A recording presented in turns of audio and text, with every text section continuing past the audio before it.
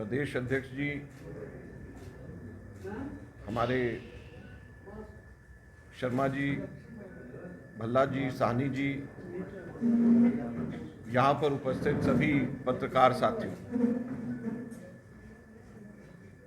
जैसे अभी मेरे से पहले शर्मा जी ने बताया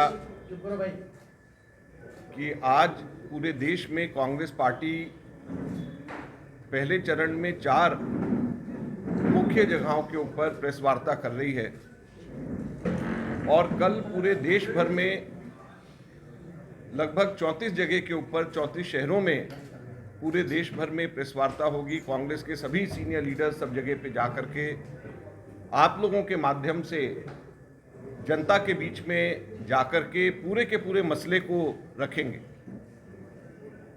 और राहुल गांधी जी को अभी जो पार्लियामेंट से डिस्क्वालीफाई किया है, हम लोग इसको कह रहे हैं डेमोक्रेसी डिस्क्वालीफाइड। ये पीछे जो बोल रहे हैं तो जो प्रेस वार्ता है पूरे देश भर में, इसको हम लोग कह रहे हैं डेमोक्रेसी डिस्क्वालीफाइड। और क्यों हम कह रहे हैं डेमोक्रेसी डिस्क्वालीफाइड, इसको हम विस्तार से समझाने यहां पर आए हैं। और सबसे पहले मैं ये कहना चाहूंगा कि राहुल गांधी जी तो बहाना है, असल में मोडानी को बचाना है। मैं फिर से रिपीट कर रहा हूं, राहुल गांधी जी तो बहाना है, असल में मोडानी को बचाना है। मोडानी मतलब मोदी जी और अडानी दोनों मिल गए हैं और दोनों के दोनों मोडानी बन गए। और अगर आप पूरे की पूरी डेट्स को, जो मैं अभी टाइमलाइन बता रहा हूं, उसको अगर आप समझें तो आपको एकदम से समझ में आएगा कि कैसे राहुल गांधी जी बहाना है और असल में मोडानी को बचाना है। सबसे पहले जिसको बेसिस बना करके राहुल जी को डिस्क्वालीफाई किया गया, वो स्पीच 2019 में 13 अप्रैल को कर्नाटक के अंदर दिया गया और उसकी कंप्लेंट फाइल करी गई सूरत गुजरात के अंदर, कर्नाटक में नहीं, सूरत गुजरात में फाइल करी गई। और 7 मार्च 2022 को जो कंप्लेनेंट खुद है, जो बीजेपी का एमएलए है, वो हाई कोर्ट में जाता है और स्टे ले आता है।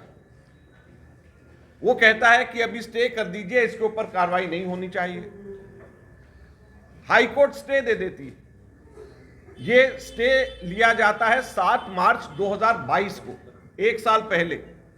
अभी चल रहा है आपका मार्च 2023, तो 7 मार्च 2022 को स्टे लिया जाता है। स्पष्ट कहना है कि ये हमारी लड़ाई राहुल गांधी जी की लड़ाई नहीं है।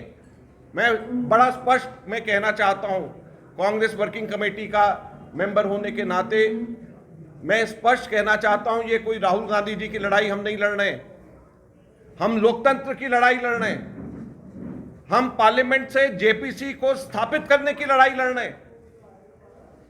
हम लोकतंत्र की लड़ाई लड़ रहे हैं, पार्लियामेंट से जेपीसी स्थापित करने की लड़ाई लड़ रहे हैं। हम हमारे देश के 30 करोड़ एलआईसी के जो निवेशक हैं, जिनका 44,000 करोड़ रुपए अडानी के अंदर, अडानी कंपनी में इन्वेस्ट करने की वजह से नुकसान हो गया, हम उनकी लड़ाई लड़ रहे हैं। हम उन निवेशकों की लड़ाई लड़ रहे हैं जिनके 10.5 लाख करोड़ रुपया स्टॉक एक्सचेंज के अंदर, जिन्होंने अडानी के स्टॉक में जिन्होंने लगाया था, और 2 हफ्ते के अंदर अंदर 10.5 लाख करोड़ रुपए का नुकसान जिनको हुआ, हम उन छोटे निवेशकों की लड़ाई लड़ रहे हैं। हम उन डिपॉजिटर्स की लड़ाई लड़ रहे हैं जो सरकारी कर्मचारियों का ईपीएफओ के अंदर, एम्प्लॉयज प्रोविडेंट फंड ऑर्गेनाइजेशन के अंदर पैसा जमा है और ईपीएफओ ने निफ्टी 50 में अडानी को डालने की वजह से उसके अंदर एंटरप्राइजेस, उसके अंदर इन्वेस्ट किया हुआ है। हम ईपीएफओ वालों की लड़ाई लड़ रहे हैं, प्रोविडेंट फंड के, जहां पे पेंशन फंड के पैसे जमा होते हैं, उनकी हम लड़ाई लड़ रहे हैं। तो बड़ी स्पष्ट बात है कि हम लड़ाई राहुल गांधी जी की नहीं, हम लोकतंत्र की लड़ाई लड़ रहे हैं।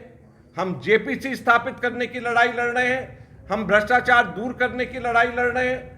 हम अडानी के एंटरप्राइजेस को किस तरीके से सरकार ने मदद करी, मोनोपोलीज किस तरीके से स्थापित करी, हम उसकी लड़ाई लड़ रहे हैं। एलआईसी के 30 करोड़ निवेशक पॉलिसी धारक हम उनकी लड़ाई लड़ रहे हैं। स्टॉक एक्सचेंज के अंदर जो छोटे छोटे जिन लोगों ने इन्वेस्टमेंट करी हुई है, जिनका पैसा डूब गया, 2 हफ्ते के अंदर अंदर हम उन लोगों की लड़ाई लड़ रहे हैं। ईपीएफओ में जिनका पैसा जमा होता है पेंशन फंड के अंदर, हम उनकी लड़ाई लड़ रहे हैं। तो हम इन सभी लोगों की लड़ाई लड़ रहे हैं। हम भ्रष्टाचार के खिलाफ लड़ाई लड़ रहे हैं, बेरोजगार के खिलाफ लड़ाई लड़ रहे हैं, ये हम लोग कहना चाहते हैं।